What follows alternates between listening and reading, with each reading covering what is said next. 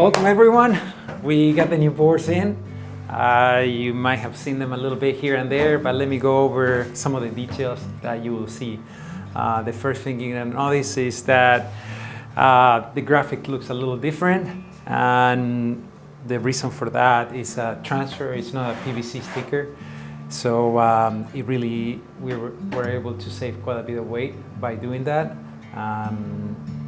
The paint is even more reduced, so you see a lot more the construction behind, and that's why you see the color a little bit more different, a little bit darker, because the carbon is coming through. And you can see also all the laps and the reinforcement for the nose reinforcement. You can even hear the sound difference between there to like here and here. So more carbon, more reinforcements where you're standing, a little bit less towards here, and even less towards the nose. The pads, what you're gonna see is that it's just dual density where you're standing, single density where you're not. That saves a little bit of weight. We added the cannons, so you can see tailpipes, actually even reducing the weight and getting a real square hit where you are turning. It feels really good when you're pushing against something on the turns. The tail block is a little bit wider, as you can see, and the standing sailor a little bit further back. So the other feature that you'll see on the boards is we got all Quattro boxes. So Quattro since 1994.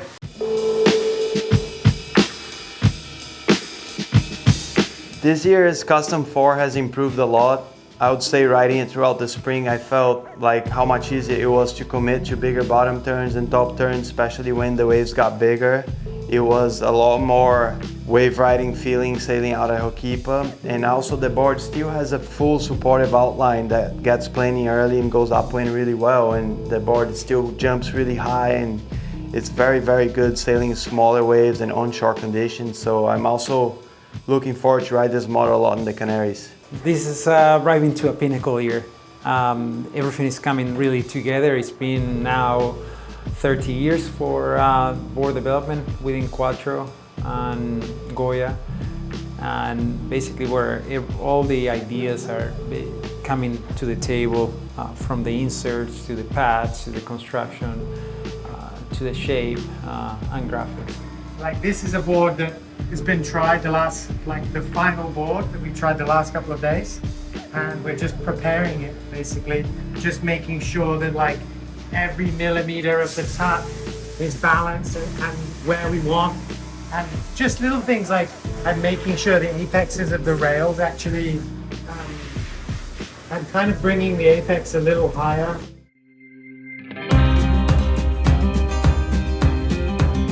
Hey guys, I just wanted to put in a word here with the Goya shapes this year. I think this is the year that we put in the most prototypes of any year. You know, Francisco is really particular about a feeling that he wants to get and feel.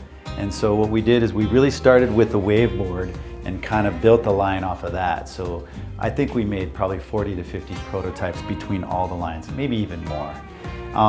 And so there's a lot of R&D, a lot of time, a lot of energy, and a lot of details that Francisco brings to me to get the shape and the feel that he wants.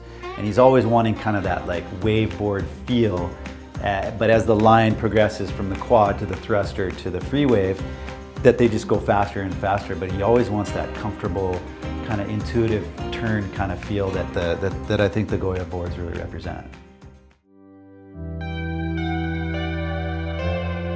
So a lot of people ask me, what should I go? Custom 3, custom thruster, custom quad.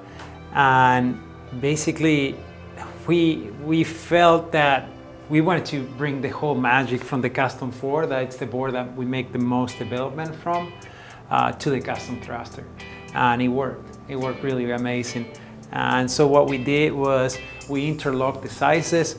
We went custom quad 74, for example, and then jump to the 77, and then go to the 80, then go to the 82, then go to the 84, and then go to the 86. So we interlocked the sizes like that, and we were able to bring basically the same shape, but just a little bit bigger and a little bit longer, just slightly flatter of the tail and just slightly wider.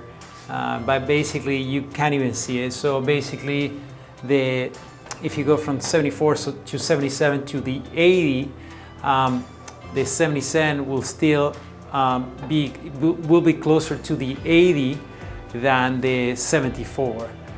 So it's just slightly in between the 77 and the 80 liters.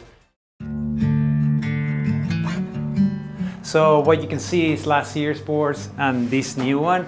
You can see right away that the new board is a little bit shorter. And basically the concept is, how do you bring all the volume right below you? Anything that is above the water when you're sinking is basically out of balance. And so by getting a little bit shorter and getting all the volume right where you need it, you're able to maximize whatever you have. And so yeah, the nose looks, as you can see, a little shorter. The sticker difference, where this was a full sticker, this one is just the transfer. We got the new boxes that they're a little bit longer and accommodate the plates. You get a lot more mobility on the plates.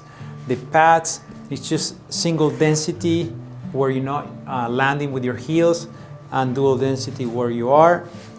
You can see also the construction, how all the layers interlocked and go beyond. There are not two layers finishing at the same place.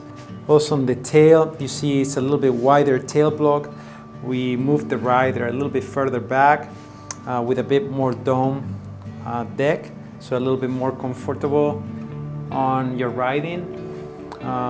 It's really, when you think about this, when one of the things that inspires me a lot when working on the boards is, where am I feeling that I'm getting exhausted? If I'm having to push or having to put a lot of weight on my back foot or on the front foot.